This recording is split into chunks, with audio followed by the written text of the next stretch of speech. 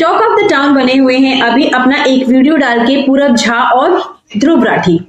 पूरब झा ने एक वीडियो बनाया हुआ है और उस वीडियो में उन्होंने all is hello Indian politics को दिखाया है। हमारे जो पॉलिटिक्स में जो भी हार है या जो आज की सरकार है, जो करंट पॉलिटिशियंस हैं जिन्होंने जो भी वादे किए वो पूरे नहीं कर पाए, तो उन सब मुद्दों को उठाया गया है उस वीडियो में। मेरा सिर्फ मानना ये है कि अगर आपके पास इतने फॉलोअर्स हैं, सब्सक्राइबर्स हैं और आपको देखने सुनने वाले इतने लोग हैं, तो आपने उन मुद्दों को उठाया जो मुद्दे ऑलरेडी सबको पता है। आपको सॉल्यूशन लेके आना चाहिए था कि ये सॉल्यूशन हो सकता है।